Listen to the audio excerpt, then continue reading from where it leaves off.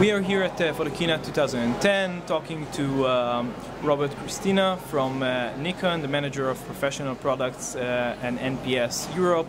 And we have a few questions for you regarding Nikon in general and a few of the new Nikon products which were launched recently. First of all, can you say something about the new lineup for Nikon? We currently have the D3100, D5000, D90, D7000, which is the new one, the 300S, which is now somewhere in the middle, and the 700, 3S, and 3X. Yep. So where is the new D7000 taking the entire Nikon line into? I'm glad you asked us that question. It's we have, as you say, a very broad lineup. We have cameras for every type of photography and every type of user. The 7000 is a new class of camera. It's fitting into the lineup below the D300S, but interesting with some more advanced features. You know, developments move forward, and a lot of photographers are looking for more performance from the video side of things.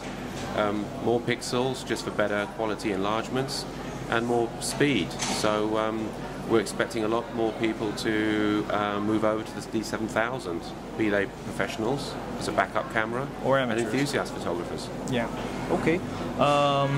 Here's a question about the D3X. What actually makes the D3X so expensive? Because if you look at the sensor, for example, the sensor is supposedly the same as the A900 from Sony. So it's a very expensive camera, a very professional camera, a very good camera, but it's very expensive. So what actually makes it so expensive? Yeah, the sensor is essentially similar, but it's not just the sensor, of course. The D3X is a very, very powerful camera, very durable. Magnesium, very high quality LCD, the shutter components, everything is handmade, hand-built, and it's a completely different machine to the other products with similar type of sensors. So it really is a professional tool, and we're finding that we're still selling a lot of them. So the quality is speaking for itself, and I think most professionals in that area of the business end up paying for this camera within 3 to 6 months. So actually, it's probably very good value for money. Okay. Second question about the D3X. Actually, do you think that it bites somehow of the medium format market? And is this market, the medium format market, interest Nikon in any sort of way? Well, we like making cameras for photographers, and professionals come in all shapes and sizes. We see it happening on a weekly basis that medium format photographers are buying the D3X. They're using it for more and more of their work. The medium format market is a largely rental market. There aren't many photographers who are able to buy €30,000 systems. The D3X can do a lot of that work for them, so they might buy a D3X and a couple of lenses and rent a medium format system when they need it. Sometimes clients like to see a big camera. We know that. They want to see a photographer with a medium format system.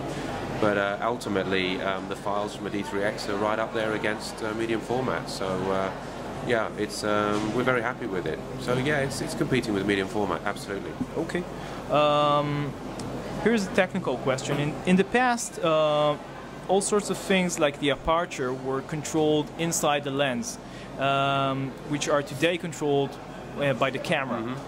Now, some of our readers suggested that you will take other functions like the focus limiter, for example, and integrate their functionality or their control into the camera itself. Do you see this thing has a potential?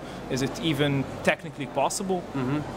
Interesting idea. And as you know, our lenses do measure distance, but it's not a feature that we hear a lot of feedback from photographers. We talk to hundreds of photographers a week all over the world, constantly in contact, even at Photokina.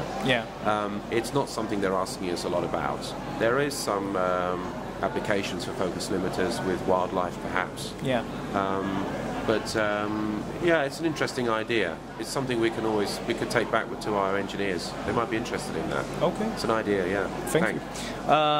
One last question. We're trying to think of how Nikon is actually relating to the DX versus full frame markets. I mean, whether or not Nikon is looking at the DX as an amateur market only and the full frame as a professional market, or you see, you know, Nikon is considering the DX as both professional and amateur as well, or, you know, the other way around. Well, you know, when cameras are designed, we have a main type of photographer in mind. We have user sports photographers in mind for the D3S. We have studio photographers for the D3X, and for the D7000, enthusiast photographers like the guys we see at Photokina. Yeah. But you know, behind that, guys start picking up cameras for all types of reasons. So the advantages of DX are price, and the body size is small and discreet. The D7000 is a great example of that.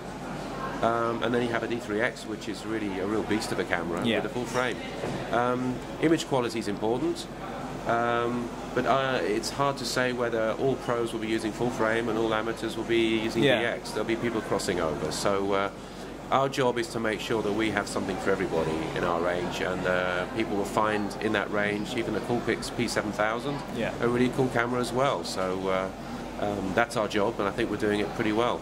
So you don't basically distinguish, or you do distinguish, but you don't set, you don't say that the full frame is professional only and the DX. No. Okay. No. The best image quality for the best body size, dimension, performance, and price. So yeah, that's important. For some people, that's important too. So yeah, that's how it works. Okay. So thank you very much. Pleasure. Thank you.